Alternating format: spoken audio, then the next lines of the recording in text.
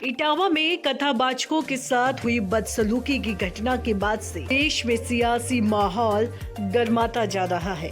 कभी अखिलेश यादव सनातन धर्म को लेकर बोलते हैं तो कभी धर्म गुरुओं को लेकर तीखी भाषा बोल रही हैं।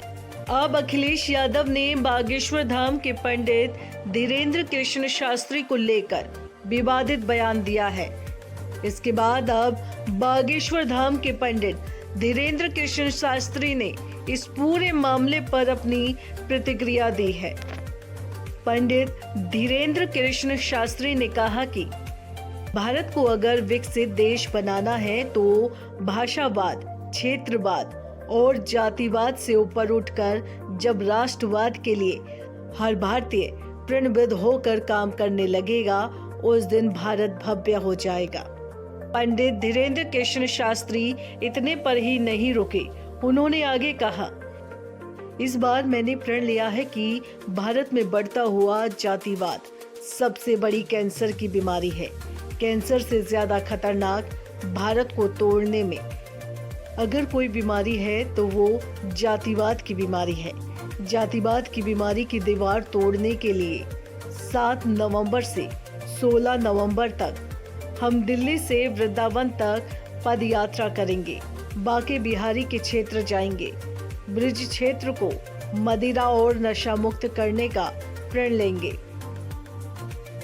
अब आपको दिखाते हैं कि अखिलेश यादव ने पंडित धीरेन्द्र कृष्ण शास्त्री को लेकर क्या कुछ कहा था। उन्होंने कहा था कि कई कथावाचक 50 लाख रुपए लेते हैं। धीरेन्द्र शास्त्री को कथा करने के लिए घर बुलाने की हैसियत क्या हर किसी की है। वो बाबा अंडर टेबल पैसे भी लेगा, आप पता करवा लीजिए। धीरेन्द्र शास्त्री पैसे नहीं लेते क्या? कथा बाचने की उनकी कितनी कीमत होगी? अखिलेश यादव के इस आरोप के बाद यूपी की सियासत और भी गर्मा गई। अखिल भारत हिंदू महासभा के राष्ट्रीय अध्यक्ष स्वामी चक्रपाणी महाराज ने अखिलेश के बयान को हिंदू विरोधी बताया। उन्होंने कहा कि अखिलेश यादव का बयान हिंदू विरोधी है। अगर धीरेन्द्र कृष्ण शास्त्री मोटी रकम लेते हैं तो कैंसर हॉस्पिटल भी तो वो वही बनाते हैं।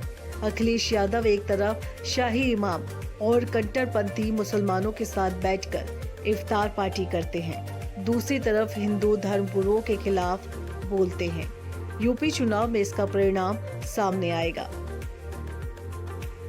वहीं अयोध्या हनुमानगढ़ी के महंत राजू दास ने कहा कि इटावा में उन्होंने पंडित और यादवों को लड़ाने का काम किया और खुद एक पंडित जी के घर जाकर भंडारा खा रहे थे। बागेश्वर को उन्होंने इसलिए टारगेट किया क्योंकि वो सनातन के लिए काम करते हैं। उन्होंने ऊंच नीच और भेदभाव को दूर किया है। अखिलेश यादव की यही दिक्कत है कि बागेश्वर सरकार हिंदुओं को एक कर रहे हैं। आज तक उन्होंने दूसरे किसी धर्म पर ऐसा बयान नहीं दिया। वो सिर्फ हिंदुओं को ही टारगेट करते हैं। बागेश्वर धाम के पीठाधीश्वर पंडित धीरेन्द्र शास्त्री ने भी इटावा में कथावाचकों के साथ हुई बदसलूकी की निंदा की थी। पंडित धीरेन्द्र शास्त्री ने कहा था कि कथा कराना किसी जाति की बपौती नहीं है। अगर किसी से गलती हुई है तो समाधान न्याय और कानून से निकाला जाना चाहिए, न कि भीड़ के जरिए। हालांकि अखिलेश के हालिया बयान से सियासत की बू आ रही है। वो अपना हर एक कदम यूपी में होने वाले विधानसभा चुनाव को देखकर रख रहे हैं, लेकिन धीरेन्द्र कृष्ण शास्त्री पर दिया गया बयान उनके लिए मुसीबत खड़ी कर सकता है। दोस्तों, जानकारी कैसी लगी कमेंट जरूर करें।